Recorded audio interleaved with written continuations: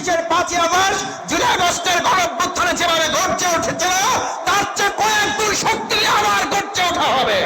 মনে আছে আপনাদের ১৭ সাল কালভার্ট, ব্রিজ, সেতু, উন্নয়ন উন্নয়ন উন্নয়ন উন্নয়ন উন্নয়ন উন্নয়ন উন্নয়ন উন্নয়ন করতে করতে নির্বাচন নাই, হাওয়া।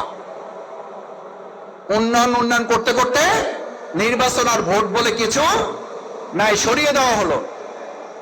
এরপরে ২০২৪-এর ৫ই আগস্টের পর আবার একদল এসে দেখলাম নির্বাচন নির্বাচন নির্বাচন করতে করতে বিচার আর সংস্কার বলে দেওয়া হলো। ভালো করে বুঝেন, ১৭ বছর ছিল উন্নয়ন উন্নয়ন উন্নয়ন, নাই কি নির্বাচন। এরপর ১.৫ বছর খালি নির্বাচন নির্বাচন নির্বাচন, নাই বিচার আর সংস্কার। লাগবে না, এগুলো পরে আমরা এসে করব। আরে ভাই, আপনারা এসে করবেন এটা বলছিল কি আপনাদের? তার মানে বোঝা যায় যে এরকম একটা ষড়যন্ত্র হবে, এটা আপনারা আগেই ঠিক করে রেখেছিলেন। এইটা বলার জন্য এটা বলি নাই। নির্বাচন নির্বাচন করতে করতে বিচার এবং সংস্কার শেষ। এখন আইসা আবার ২০২৬-এর ১২ই ফেব্রুয়ারির নির্বাচনের পর শুনতেছি ২৮ দিনে ২৮ উন্নয়ন প্রকল্প বাস্তবায়ন। নখের কালি শুকানোর আগে অমুক কার্ড বিতরণ সম্পন্ন। নখের কালি শুকাইতে পারে নাই, খাল কাটা শেষ।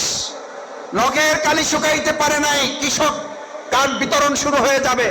নখের কালি শুকাইতে পারে নাই, অমুক উন্নয়নে ভাসাই দেওয়া হবে। আবার তো সেই কথাই শুনতে পাচ্ছি, আগের সেই উন্নয়নের মাধ্যমে নির্বাচনের অধিকার কেড়ে নেওয়া হয়েছিল। মাঝখানের ১.৫ বছর নির্বাচন করতে করতে বিচার সংস্কার শেষ করে দেওয়া হয়েছিল। এখন আবার উন্নয়নের মাধ্যমে গণভোটের অধিকারকে কেড়ে নেওয়ার চক্রান্ত চলছে।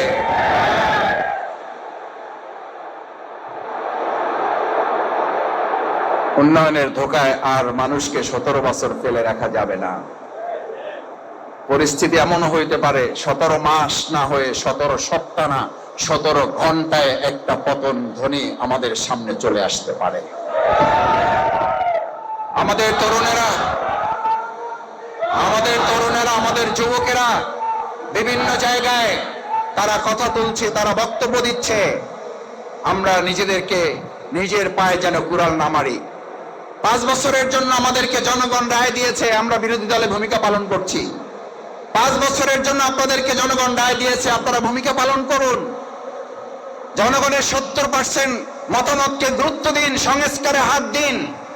সংস্কারের জন্য নতুন একটা প্রেক্ষাপট তৈরি হয়েছিল, সেই সংস্কারই যদি না হয় তাহলে আমার ফ্লাইওভার আর যমুনা সেতু আর আমাদের পদ্মা সেতু করেও কিন্তু ওই সরকার রক্ষা পায় নাই। সুতরাং আমার ফ্যামিলি কার্ড যত না দরকার, তার চেয়ে আজকে মানুষ আওয়াজ তুলেছে তেল পাওয়ার জন্য একটা কার্ড দরকার।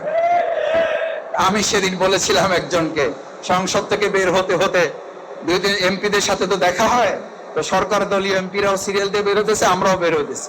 তো হাত মিলাইতে মিলাইতে বলতেছিলাম মজা করে, আমরা কাছাকাছি আর কি এমপি, তরুণ বয়সের।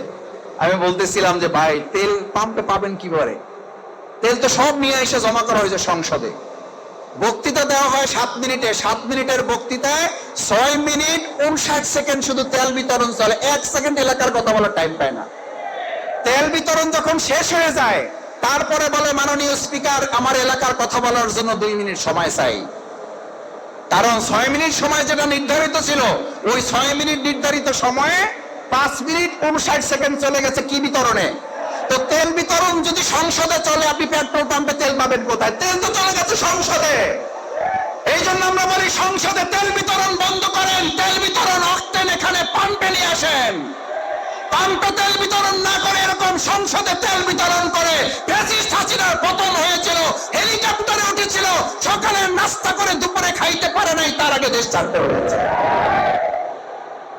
তেলবাজি বন্ধ করেন, বাস্তব কথা বলতে শুরু করেন। বাস্তব কথা না বললে মানুষের মন জয় করতে পারবেন না। যদি মানুষের মন জয় করে মনে করেন যে 49% ভোট পেয়ে গেছেন, তাহলে এটাও কিন্তু মাথায় রেখেন 69% ভোটকে কিন্তু আপনার তাহলে মোকাবেলা করতে হবে। আমরা আপনাদের বিরোধী নই, নাম বিরোধী দল, কিন্তু আমির জামাত বিরোধী দলের নেতা ডাক্তার শফিকুর রহমান পরিষ্কার বলেছেন, আমরা বিরোধী দলে থেকে যৌক্তিক কাজে আপনাদের সামগ্রিকভাবে সহযোগিতা করব, কিন্তু অন্যায় অযৌক্তিক গণবিরোধী কোনো বিষয় হলে সামর্থ্য অনুযায়ী জনগণকে সাথে নিয়ে প্রত্যেকটা বিষয় আমরা মোকাবেলাও করব। সম্মানিত